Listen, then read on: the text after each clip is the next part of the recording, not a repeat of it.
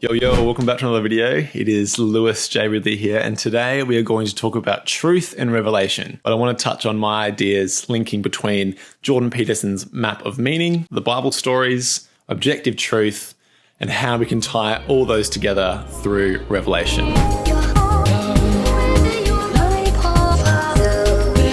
So first of all, what is revelation? Now, my definition of revelation is presupposed on the idea that there is objective truth. Now, we can go into another video about why I think there is objective truth, but let's just say that before everything, there is this eternal idea of good and evil, this eternal idea of things that are true and things that are false. Let's put that in a pin in there, and if you don't believe me or agree with me, that's totally fine. On that, my definition of revelation is that there is something that is known out there by others or by God himself, and then it has just become known to me through surprise and through awe and through, wow, I've finally figured out the answer or a part of the answer. Google's definition of revelation is a surprising and previously unknown fact that has been disclosed to others. Quite similar. Or the divine or supernatural disclosure to humans of something relating to human existence. Wow. Now, I can see those definitions kind of tying in together in the sense that, how do you know that this is true? Oh, I heard it in a dream, or God told me, or the deep subconscious of my being thought that I should do this and I did it and it came to be true. If truth is objective, there is nothing new under the sun. And what do I mean by nothing new under the sun? Of course, we can synthesize new things that have a new way of expression. Well, the question I want to pose to you, and this is a biblical idea, it could be with any story, but let's use Cain and Abel, for example. What came first? Cain and Abel as a human, like a real people, or the idea of Cain and Abel? Now, if you haven't read Cain and Abel, it's quite short, so I'd very encourage you to read it. But basically, it's about a brother killing another brother over not giving good sacrifices to God. But what came first? The idea or the story themselves? Well, I would argue that the idea, because it is objectively true, Cain and Abel was in everyone, that came first because it's an objective truth.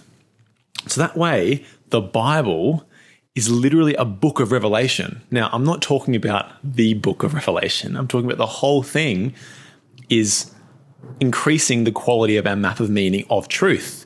It is revealing to us, hey, the idea of Cain and Abel that you're experiencing in your heart, here is a story of how it happened in history. I know I mentioned maps of meaning, and I want to talk about Jordan Peterson's book, Maps of Meaning. I haven't read the whole thing. I've done lots of synopsises and that kind of thing, and obviously listened to many podcasts of him talking about it in his lectures.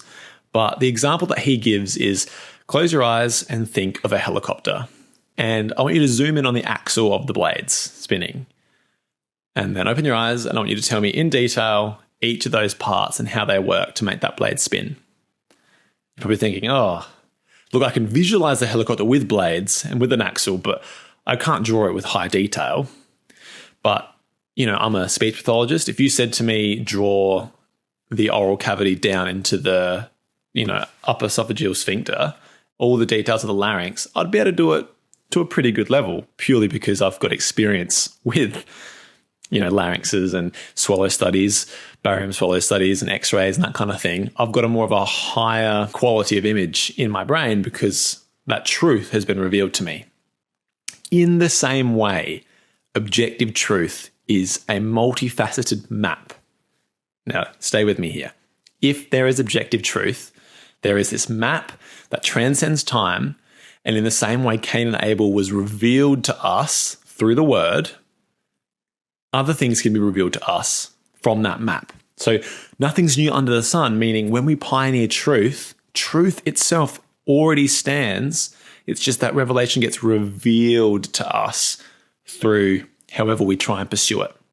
Does that make sense? I haven't yet read Critique of Pure Reason. I'm getting through it, but I'm just looking at empiricism, which is your rational or your reasoning is through experience. And then rationalism is that your understanding's through reasoning. Now, there are different ways to interpret reality, right? But I argue with the whole transcendental idealism, which I haven't yet covered, They're just a means to unveil parts of truth which become revealed to us because it's objectivity, right? If truth is objective, nothing's new under the sun, only the quality of that truth becomes revealed to us in a clearer understanding. In the same way that I said to someone that's a fighter pilot with helicopters, tell me about the axle of the helicopter, he'd be able to do it, but I guarantee he'd be able to do it in more detail if the truth of that idea was revealed to him in a higher quality. Now, if the map of meaning is infinitely true and it is objectively true, we can always increase the quality of the truth that has been revealed to us, like another re-revelation. It's like when you open something and you look at it and ask for more truth can be found in it. The argument that I'd capitulate this idea would be there is infinity from 0 to 1, and there's infinity from 0 to infinity. So you count to infinity, you keep on going. But if I say 0 and then 0.1, is there anything in between 0 and 0.1? You'd be like, yeah, there is 0.001 or 0.000000. There's infinity between 0 and 0.1 because there's just decimal points in between that we just keep halving it and halving it and halving it, right? I argue that same infinity works on the truth map of meaning model that I'm thinking of, right? It's like there's a map of meaning. You reveal truth and go, love is patient, love is kind. And then from there, you go, what does it actually mean? And then you experience it firsthand through empiricism or through reasoning, however model of reasoning that you use as a medium to express that truth becomes revealed to you and go, yes, I believe objectively love is patient and love is kind because I've experienced love before. But that doesn't mean you've experienced all of love. There is an infinite amount of truth that you can find in that claim. And this is what I think the whole language game with Jordan Peterson and Ludwig, I can't remember his name. It's a book that I'm going to read. Anyway, it's a language game that Jordan Peterson and Richard Dawkins are playing.